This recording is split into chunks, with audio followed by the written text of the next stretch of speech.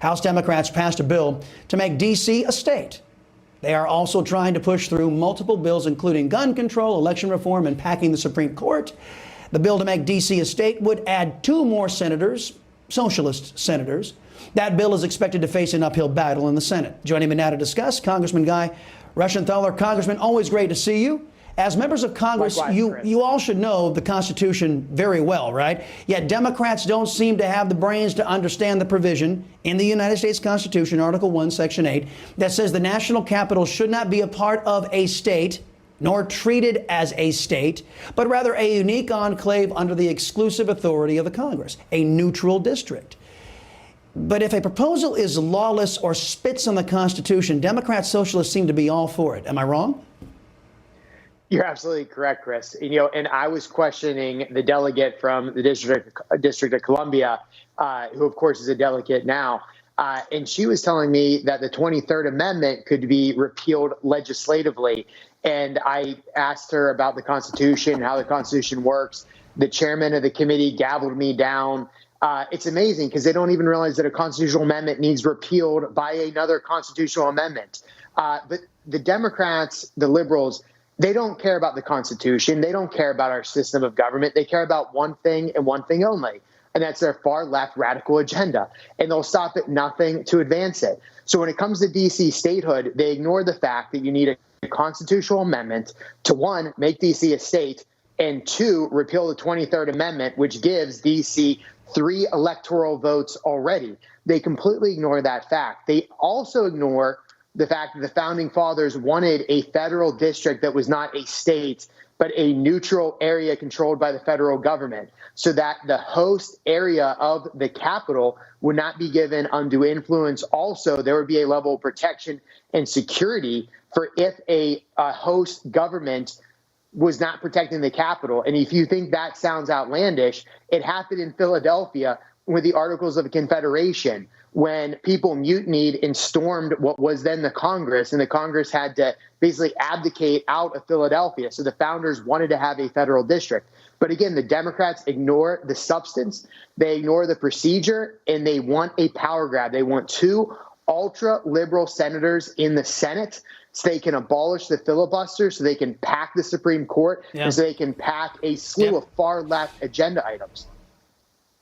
Pretty much, Congressman, too. And the UN ambassador, Biden's UN ambassador, was out there earlier this week, I believe, or late last week, saying that the United States foundational documents, well, they're all ridden with racism, and that's how they all dismiss our founding fathers. The foundation in which the greatest country in human history was built on, they just dismiss it all as racist so we can get rid of all of these protections that we the people have under the Constitution. This week was the 2-day virtual climate summit at the White House. Biden continues to say his climate plan would create jobs and wants to reduce carbon emissions to 0 by 2030. Biden says his initiatives will create these jobs, but his estimates include millions of jobs that would have already been created if this climate boondoggle were never passed. And when pressed, Senator Kennedy, a Biden flunky, he was talking to a Biden flunky, he couldn't tell taxpayers just how much global temperatures would drop for $2.5 trillion worth of investment. What does this all say to you? Well, it's quite amazing because even John Kerry on the Hills that admitted that if the United States were to somehow bring our CO2 emissions down to 0, it still wouldn't make a difference because of China. And John Kerry and President Biden, the other leftists, ignore the fact that the United States was the only signer to the Paris Climate Accord that actually was reducing our CO2 emissions before COVID.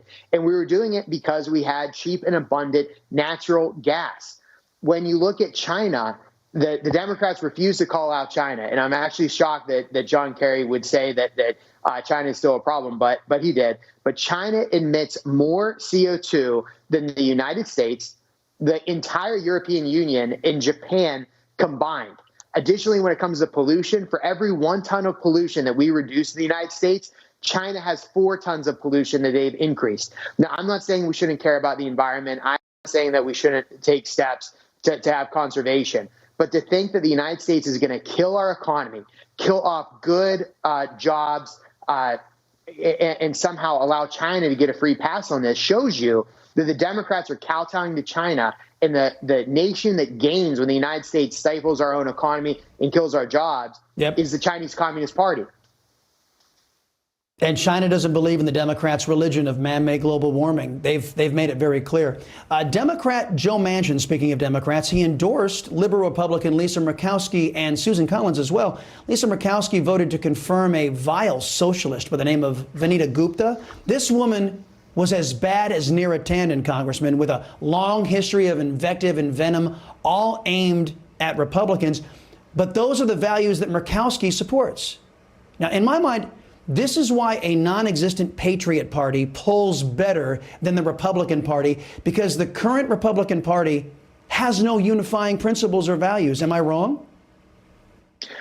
Well, a third party would be very dangerous. We are on the cusp of taking back both the Senate and the House. A third party would tank that. What we need, though, is we need Republicans to find our collective backbone and to stand up against the socialists and the leftists. And when it comes to the confirmation of Gupta, it shows you that Biden may have campaigned as a moderate. He may have said that he's all for unity and bipartisanship.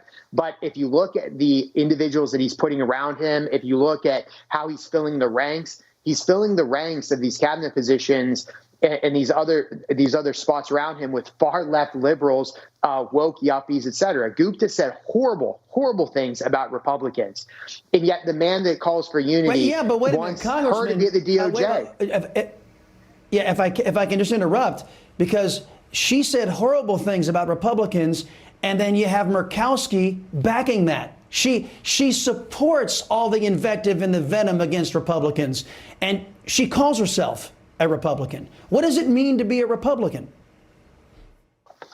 Well, look, I would not have voted to confirm Gupta. Let me be very clear about that. And I'm very concerned about what she's going to do with the DOJ, because she's going to continue to weaponize the DOJ against conservatives, I believe. When it comes to the conservative party, we need to first off, we need to stand up to the leftists. If we attack each other, though, we are going to allow the Democrats to stay in control in 2022. I think it's very important for us to stand together and be solidified. I wish, though, that some of our allies had that opinion and they would stand with me and others against the radical leftists. So do I. So do I. As a matter of fact, you just said it. The Republicans and the conservatives have got to hang together. Somebody should have told Senator Murkowski. Sir, Guy Reschenthaler, always a pleasure having you here on the Chris Salcedo Show. Hey, likewise. Thanks so much.